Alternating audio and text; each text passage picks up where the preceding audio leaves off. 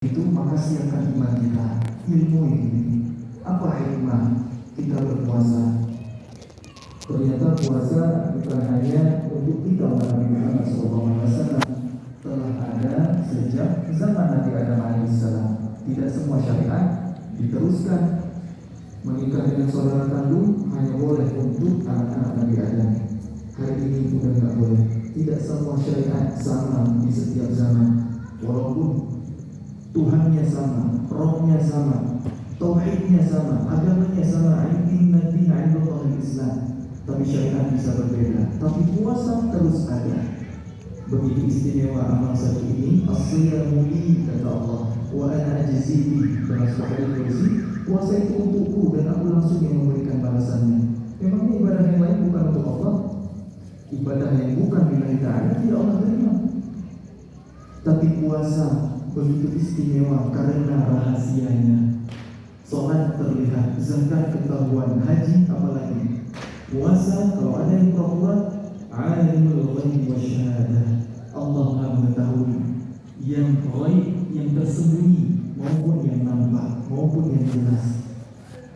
Makanya Allah sediakan pintu surga khusus untuk hamba-hamba yang as-salih ini, babur rayyan, la'allakum tattaqun, agar kalian bertakwa. Puasa adalah ibadah termudah untuk mengantarkan kita ke derajat tertinggi. Takwa adalah level selanjutnya dari iman. Bukan sekedar menjalankan perintah, menjauhi larangan. Karena kalau begitu robot pun bisa. Hanya rutinitas, mengumpulkan kewajiban tanpa rasa, tanpa makna, tanpa melibatkan hati. Jangan sampai seperti itu. Bukan begitu takwa yang Allah inginkan.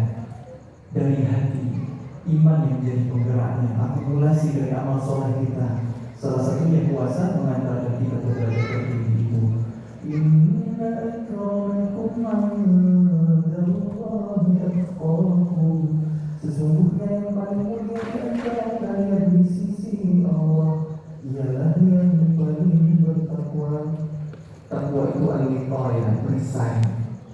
Sebelum ancaman kemaksiatan menyerang kita, kita sudah menjauh duluan atau berhati-hati, seperti menjalani sebuah jalan yang penuh dengan duri. Maka kita akan sangat berhati-hati ketika melangkahkan kaki. Itulah dialog antara Sayyidina Umar dan Abdullah bin Mas'ud radhiyallahu anhu. Jamaah salat Isya dan tarawih yang dirahmati Allah Subhanahu wa taala. Mari kita agungkan Allah, mari kita resahkan Allah, mari kita bertakbir supaya Allah agung, besar, akbar di hati kita. Itulah yang nanti kita rayakan ketika kita Allah izinkan bertemu dengan malam 1 Syawal atau malam Idul Fitri. Kita mengumandangkan takbir. Walitukmilul 'iddata wa litukabbirullaha 'ala ma hadakum wa la'allakum tashkurun. Dan hendaklah kalian menyempurnakan bilangannya puasa Ramadan itu, dan hendaklah kalian mengagungkan nama Allah, membesarkan nama Allah atas petunjuk yang telah diberikannya kepada kalian agar kalian bersyukur. Apa hikmahnya? Kenapa setelah kita menjalani Ramadan ini kita bertakbir? Kata para ulama, ketika Allah menerima amal ibadah kita di bulan Ramadan, amal puasa kita, maka Allah akan hubungkan kita dengan Ka'bah. Kenapa tiba-tiba Ka'bah? Lewat takbir. Kita bertakbir mengagungkan Allah. Kita sholat juga mengawalinya dengan takbir.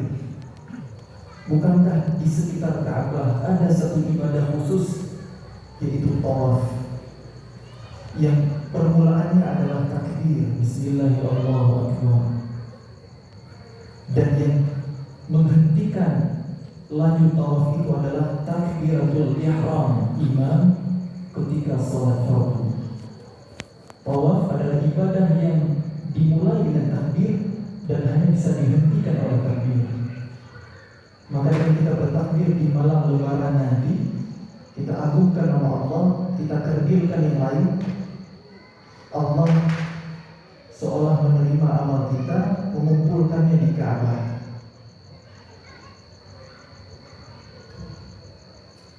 Dan kemudian Allah menyebutkan sebuah ayat yang temanya berbeda di rangkaian ayat-ayat tentang puasa, rangkaian ayat-ayat tentang Ramadan dari 183 sampai 187 dari surah Al-Baqarah. Di ayat 186 Allah berfirman, "A'udzu billahi minasy syaithanir rajim. Wa idza sa'alaka 'ibadi 'anni fa inni qarib." Apabila hamba-hambaku bertanya kepadamu, wahai Muhammad, tentang aku, maka sesungguhnya aku dekat. Biasanya kalau ada ayat yang punya kemiripan dengan ayat barusan, bunyinya akan begini: Yas'alunaka ul, Yas'alunaka ul. Contoh, Yas'alunaka 'anil anfal. Mereka bertanya kepada Muhammad tentang harta rampasan perang.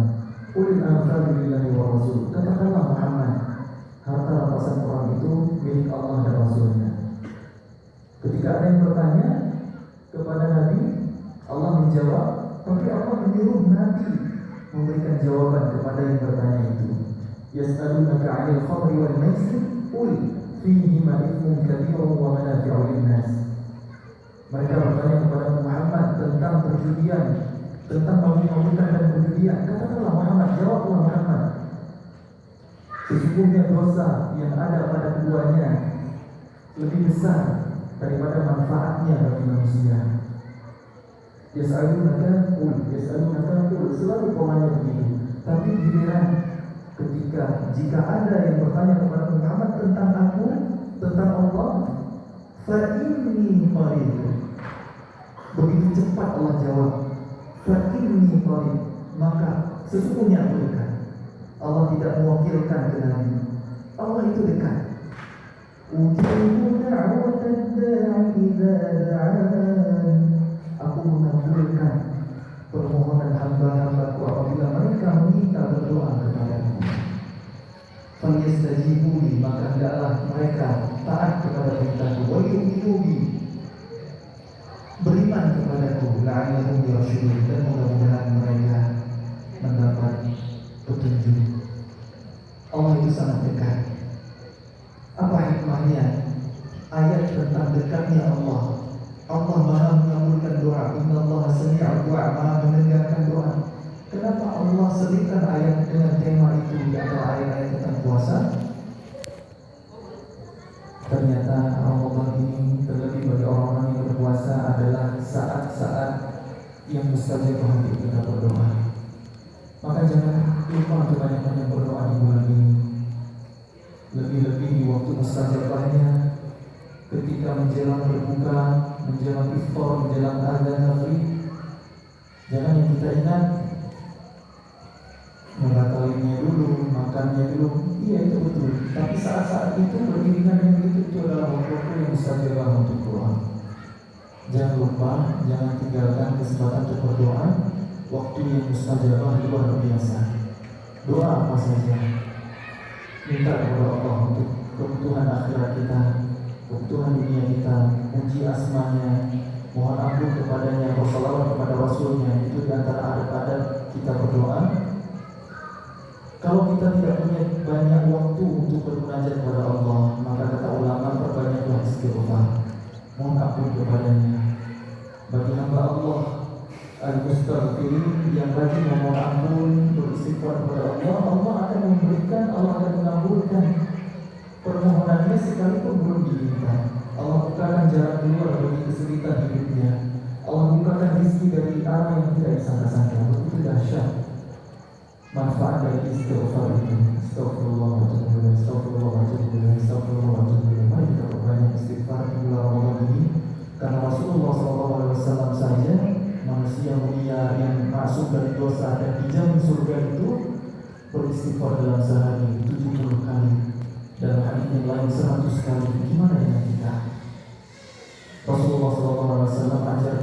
sebuah doa istighfar yang luar biasa, namanya Sayyidul Istighfar. Mari kita amalkan di zikir pagi sore kita, di siang atau malam kita. Allahumma anta rabbi, ya Allah engkau adalah Rabbku, Tuhanku. La ilaha illa ant, tidak ada yang berhak diibadahi dengan benar kecuali engkau. Khalaqtani wa ana 'abduk, engkau telah ciptakan aku dan aku adalah hambamu. Wa ana 'ala 'ahdika wa wa'dika mastata'tu, dan aku akan setia kepada perjanjianku terhadapmu semampuku. A'udzu bika min syarri ma sana'tu, aku berlindung kepadamu ya Allah dari kejelekan perbuatan yang ku perbuat. Abu laka bi ni'matika 'alayya, aku mengakui nikmat-nikmatmu yang Engkau anugerahkan kepadaku. Wa abu bi dzambi, dan aku mengakui dosaku. Faghfirli, maka ampuni aku ya Allah. Fa innahu la yaghfiru dzunuba illa ant, karena sesungguhnya tidak ada yang mampu mengampuni dosa kecuali Engkau. Mari kita hafalkan doa ini. Tidak panjang, kalau sering kita dengarkan, sering kita baca, lama-lama juga kita hafal. Kata Nabi SAW, siapa yang membaca doa ini, Sayyidul Istighfar, di siang hari dengan penuh keyakinan, artinya dengan pemahaman, melibatkan hati, dengan kejujuran niat, kita meminta kepada Allah dengan doa barusan. Jika dia mati sebelum datangnya malam, fahuwa min ahli jannah, maka dia termasuk penghuni surga. Dan siapa yang mengucapkannya di malam hari dengan penuh keyakinan, wafat sebelum datangnya subuh atau fajar, fahuwa min ahli jannah, maka dia termasuk penghuni surga. Masya Allah, ini luar biasa. Mari kita amalkan. Mudah-mudahan jadi ilmu yang bermanfaat, yang bukan sekedar menjadi wawasan, tapi bisa kita aplikasikan. Taqabbalallahu minna wa minkum. Semoga Allah terima semua amal kita. Amin ya rabbal alamin. Hadanallahu wa iyyakum ajma'in. Wassalamualaikum warahmatullahi wabarakatuh. Aqimus shalah.